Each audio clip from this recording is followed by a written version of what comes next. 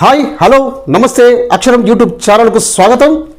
ఈనాటి పేపర్ కబుర్లు శీర్షికన ప్రధాన తెలుగు దినపత్రికలోని వార్తలు, వాటికి సంబంధించిన విశ్లేషణ, విమర్శ ఇప్పుడు చూద్దాం. ఈనాడులో ముందుగా పాఠకులందరికీ ఉగాది పర్వదిన శుభాకాంక్షలు. ఈ ఏడాది అంతా మీరు ఆయురారోగ్యాలతో సుఖంగా సంతోషంగా జీవించాలని నవభూమి అక్షరం యూట్యూబ్ ఛానల్ ఆకాంక్షిస్తుంది. ఇక వార్తల్లోకి వెళితే ప్రధానంగా గగనానికి మానవుడి నిచ్చెన, రోదసిలో మనిషి ముద్రకు 60 ఏళ్ళు, ఆధునిక అంతరిక్ష యాత్రలకు బాటలు పలిచిన గగారిన్, యూరీ గగారిన్ అంతరిక్షంలోకి వెళ్ళి ఇప్పుడు 60 ఏళ్ళు దాటింది.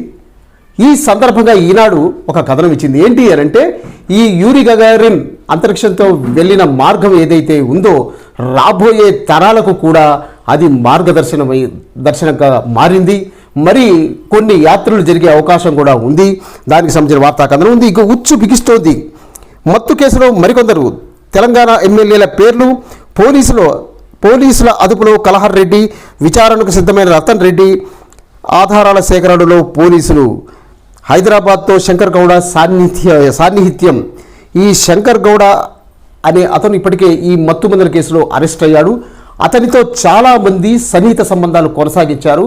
ఈ మత్తు మందు వ్యాపారం పెంపొందటానికి వీళ్ళంతా సహకరించారు. దానికి సంబంధించిన వార్తా కథనం ఉంది. ఇక సంచలనం సృష్టిస్తున్న బెంగళూరు మత్తు మందుల కేసు కీలక మలుపులు తిరుగుతుంది. ఇందులో ప్రధాన పాత్రధారి అయిన హైదరాబాద్ వ్యాపారి కలహర్ రెడ్డి నోరు విప్పేందుకు సిద్ధమవుతున్నారు.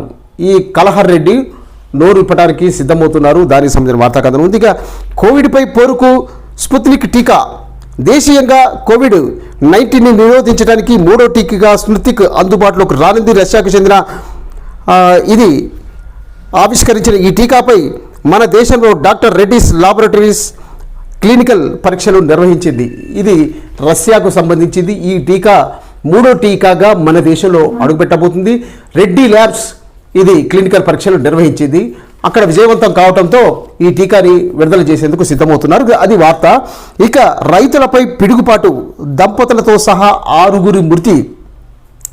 పలు ప్రాంతాల్లో తడిసిన ధాన్యం, నేడు రేపు జల్లులు.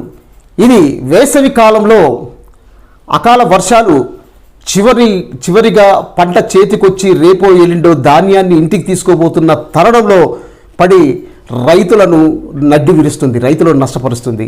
అలాంటి వాన ఇప్పుడు వచ్చింది. దానితో పాటు పిడుగులు కూడా పడి దంపతులతో సహా ఒక 6 దుర్మరణం పాలయ్యారు. దానికి సంబంధించిన వార్తా కథనం ఉంది. ఇక హ్యాట్రిక్ ఎమ్మెల్యే కుంజాబొజ్జి ఇక లేరు. అనారోగ్యంతో కన్నుమూసిన కమ్యూనిస్ట్ నేత, ముఖ్యమంత్రి కేసీఆర్ సంతాపం. ఈయన కాకలు తీరిన కమ్యూనిస్టు యోధుడు. భద్రాచలం అసెంబ్లీ స్థానం నుంచి 3 సార్లు వరుసగా గెలిచి హ్యాట్రిక్ సృష్టించారు. ఆయన్ని ఆ ప్రాంతంలో సుందరయ్య అని పిలుస్తారట. గిరిజనుల సుందరయ్య. ఆయన గిరిజనుల లేదా అక్కడ అట్టడుగు వర్గాల కోసం ఆయన పుచ్చలపల్లి సుందరయ్యలాగా పనిచేశారని ఆయన పేరుంది. ఆయన మృతి మన రాష్ట్రానికి తీరని లోటు అని కేసీఆర్ అభివర్ణించారు. దానికి సంబంధించిన వార్త ఉంది. ఇక కేసీఆర్ను దూషిస్తే కేసులే, ఇదే చివరి హెచ్చరిక. ఉద్యోగాలపై మీకు మాట్లాడే హక్కు లేదు. బీజేపీ నేతలపై మండిపడ్డ కేటీఆర్.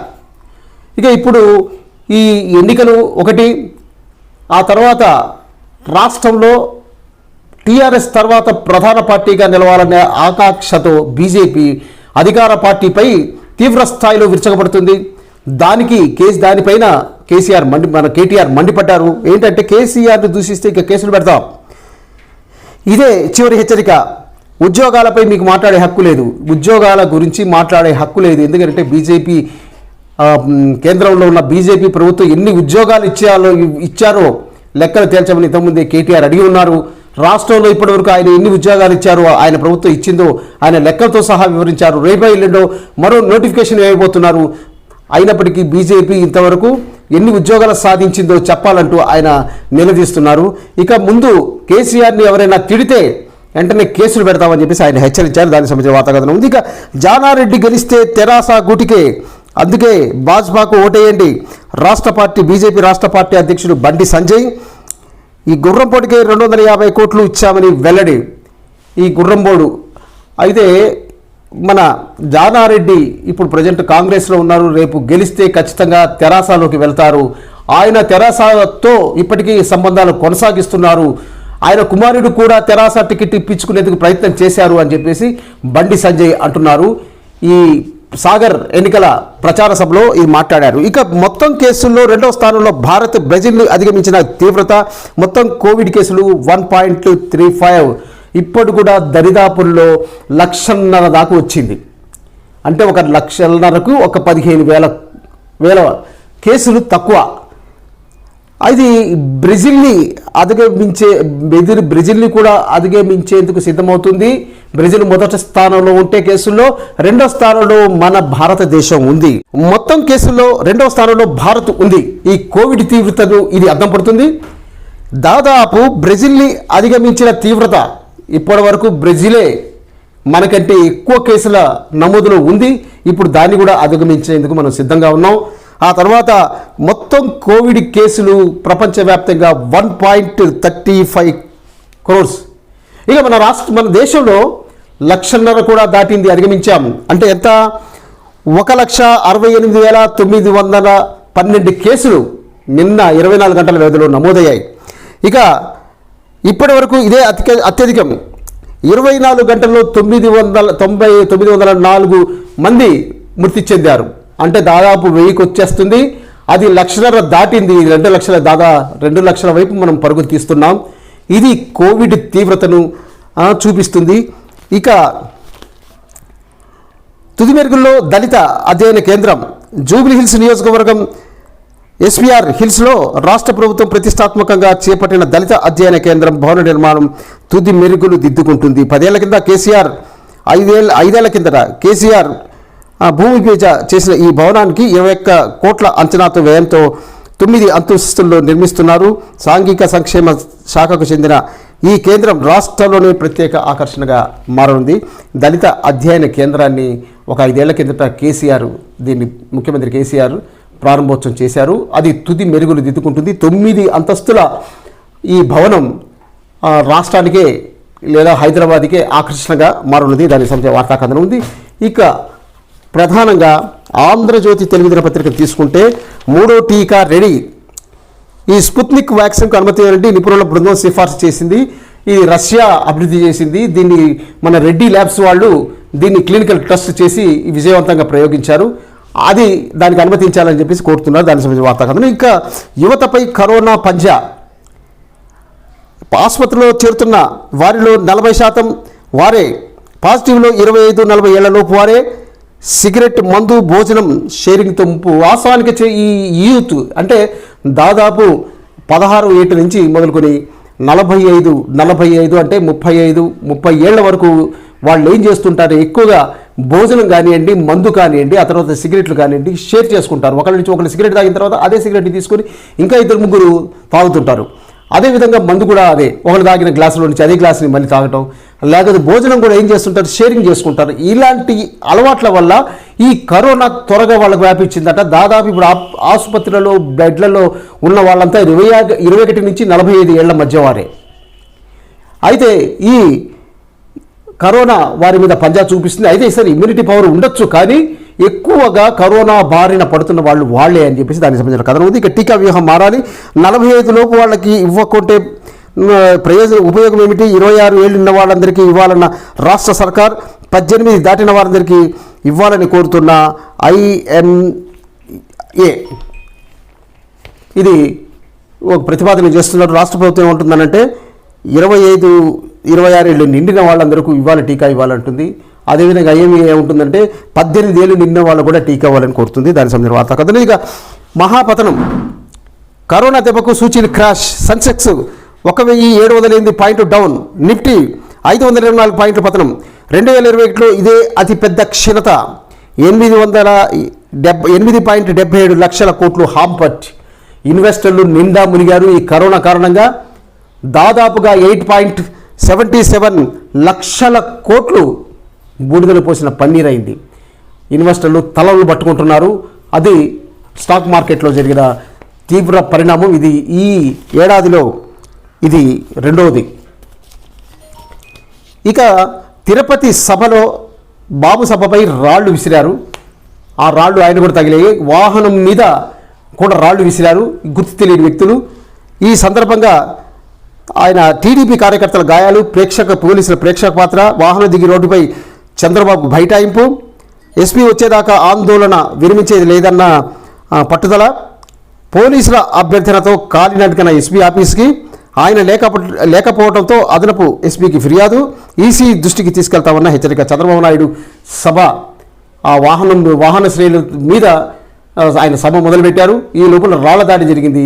కొంతమందికి గాయాలు కూడా అయ్యాయి. దాదాపు 6 కార్యకర్తలు గాయపడ్డారు. దాంతో ఆయన రాళ్లు కూడా సభకు చూపించారు. తన మీద పట్ట రాళ్లను చూపించారు. ఆ తర్వాత ఆ ఎస్పీ వచ్చేదాకా ఇక్కడి నుంచి కదిలేదని రోడ్డు మీద భీష్మించారు. ఎస్పీ రాకపోతే ఆయన ఎస్పీ కార్యాలయానికి నడుచుకుంటూ కాలినడకని వెళ్ళారు. ఆ తర్వాత అక్కడ ఎస్పీ లేకపోవడంతో అదనపు ఎస్పీకి తన ఫిర్యాదు చేశారు. ఇది అంటే ఒక ఎన్నికల సభలో ఇలా ప్రత్యర్థులు దాడి చేయటం అనేది ఈ ప్రజాస్వామ్యానికి మాయని మచ్చ అని చెప్పుకోవచ్చు. ఎందుకనంటే ప్రజాస్వామ్యంలో ఎవరైనా సభ పెట్టుకునే హక్కు ఉంటుంది. ఆ సభను ఆపే హక్కు విపక్షాలు కానివ్వండి ఎవరికీ లేదు. దీన్ని ఎవరైతే ప్రత్యర్థులు ఇప్పుడు దాడి చేసిన వ్యక్తులు గ్రహించాలి. దానికి సంబంధించిన వార్తా కథనం ఉంది. ఇక కోవిడ్ నిబంధనల ఉల్లంఘనకు ఆధారాలేవి, ఏ పార్టీని ప్రతివాదిగా చేర్చలేం, సీఎం సభ ఆపాలంటూ పిటిషన్లు జోక్యానికి నిరాకరించిన హైకోర్టు. ఈ కోవిడ్ నిబంధనలు కారణంగా ఏదైతే సభ పెట్టబోతున్నారో అందువల్ల ఆ సభలో అత్యధిక మంది హాజరయ్యే అవకాశం ఉంది. కోవిడ్ ఎక్కువ మందికి సోకే అవకాశాలు ఉన్నాయి. ఈ సభని జరపకుండా ఆపాలంటూ పిటిషన్ ఒకటి దాఖలైంది హైకోర్టులో. దానికి ఏంటి అంటే కోవిడ్ నిబంధనల ఉల్లంఘన జరిగినట్టు ఎలాంటి ఆధారాలు చూపలేదు. అందువల్ల ఈ సభ వ్యవహారాల్లో మేము జోక్యం చేసుకోమని హైకోర్టు చెప్పింది. దానికి సంబంధించిన వార్తా కథనం ఉంది. ఇక ఎడ్సెట్ అందరికీ కామన్, సబ్జెక్టుల వారీగా ర్యాంకుల విధానం రద్దు, నిబంధనలను సవరిస్తూ ఉత్తర్వులు. ఇంక ఇప్పుడు కామన్ అండ్ ఎడ్సెట్ పెడుతున్నారు. దానికి సంబంధించిన వార్త. ఇక మరో ప్రధాన తెలుగు దినపత్రిక సాక్షి తీసుకుంటే సాక్షిలో ఇక ప్రధానంగా ఒకటే వార్త ఉంది. 3 నెలల్లోనే తారాజువలా ఎగిసిన స్థిరాస్తి వ్యాపారం, ఫామ్లో రియాలిటీ, రాజధాని శివార్లలో భారీ ఎత్తున రిజిస్ట్రేషన్ల లావాదేవీలు. ఇది హైప్ను పెంచడం కోసం, రియల్ ఎస్టేట్ని హైప్ని పెంచడం కోసం రాసిన వార్తలా కనిపిస్తుంది. వాస్తవానికి కోవిడ్ వల్ల అన్ని రంగాలు దాదాపు చతికిల పడిపోయినాయి.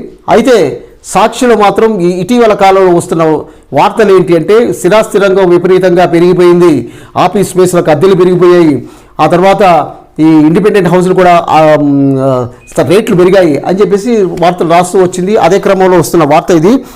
జనవరి, ఫిబ్రవరి, మార్చి నెలల్లో కిక్కిరిసిన కార్యాలయాలు, ఏడాదిలో 2.7 లక్షల లావాదేవీలు జరిగితే చివరి నెలలోనే 1.48 లక్షల లావాదేవీలు. రాష్ట్ర వ్యాప్తంగా వచ్చిన ఆదాయంలో సగం శివారు కార్యాలయాల నుంచే.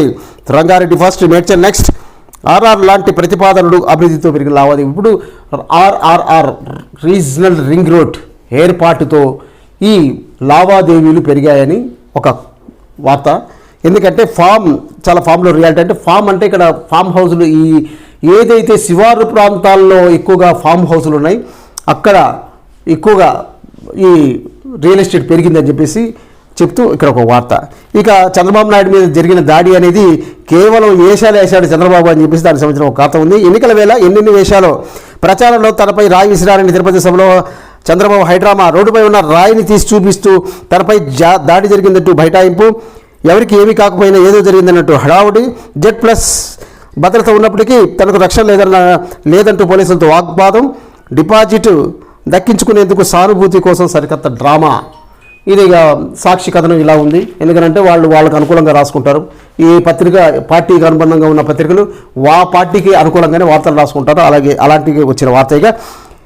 ఇక మన ఉగాది సందర్భంగా తెలంగాణ సీఎం కేసీఆర్ అందరికీ సందేశం ఇస్తూ ఫలప్రద ప్లవ మధ్యలో విప్లవంలో ప్లవ అనేది ప్లవ నామ సంవత్సరం అంటే ఉగాది శుభాకాంక్షలు ఒక వినూత్నంగా చెప్పడానికి ప్రయత్నం. కాళేశ్వరంలో పసిడి పంటలు, ఏడాదంతా ఉగాది ఉషస్సు, సమృద్ధిగా పంటలు, ఆర్థిక రంగం పరుగులు, పరిశ్రమల వైపు పురోగతి, ప్లవనామ సంవత్సరం అందరికీ శుభప్రదం అని చెప్పేసి ఆయన శుభాకాంక్షలు తెలుపుతున్నారు. బీజేపీలో విషయం లేదు, నిలువెల్ల విషయం లేదు, విషమే. చిన్నప్పుడు కథ చదువుకున్నాం. ఓ రాజుగారికి ఒక రాజకుమారుడికి విషం ఇచ్చి చంపేయమని చెప్పేసి ఒక చీటీ రాసి పంపిస్తే ఒక రాకుమారి ఏం చేస్తుందనంటే అంటే విషయం ఆ యాని చెరిపేసి పంపిస్తుంది. అది విషం అనంటే అందులో యా పెట్టి ఇస్తుంది. అప్పుడు ఏం చేస్తే విషయం అంటే అమ్మాయి పేరు విషయ, ఆ రాజకుమారి పేరు.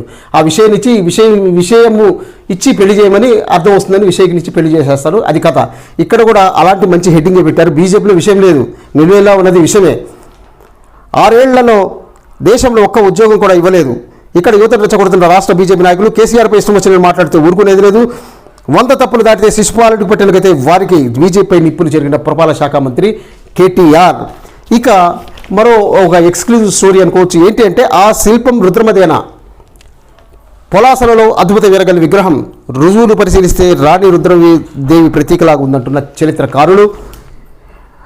కథనాన శత్రువులు తెగ నరికిన ధీర బారుజడ రాజరికాన్ని తలపిస్తూ చక్రం విగ్రహంపై చెక్కి ఉన్న సూర్యచంద్రుడు శిఖరాల అప్పను పేరిట మరో విగ్రహం. అవి 13వ శతాబ్దపు తెలుగు అక్షరాలు. ఇది పొలాసలో ఒక విగ్రహం దొరికింది. అది వీరగల్లును పోలి ఉన్నప్పటికీ అందులో రాణి రుద్రమదేవిని పోలి ఉన్న ఒక విగ్రహం ఉంది. ఒక శత్రువుని తెగ నరుకుతున్న దృశ్యం అది. ఇది ఒక అద్భుతమైన ఆధారం. ఒకసారి చందుపట్లలో, సూర్యాపేటకు సమీపంలో ఉన్న చందుపట్లలో రుద్రమదేవి మనానికి సంబంధించిన శాసనం ఒకటి దొరికింది. ఇప్పుడు ఇది ఆమెకు రుజువులు అంటే ఏదైతే ఆమె ధీర యువతి మన యుద్ధంలో దూకిందంటే, కథరంగంలో దూకిందంటే ఆమె శత్రువుని చెండాడేది అని చెప్తున్నప్పటికీ అలాంటి శాసనాలు కానీ లేకపోతే వాటికి సంబంధించే మన విగ్రహాలు దొరకలేదు. ఇది దొరికింది. ఇది చరిత్రకు మరింత దోహదపడుతుందని చెప్పేసి చెప్తూ ఇక్కడ ఒక కథనం ఉంది. ఇక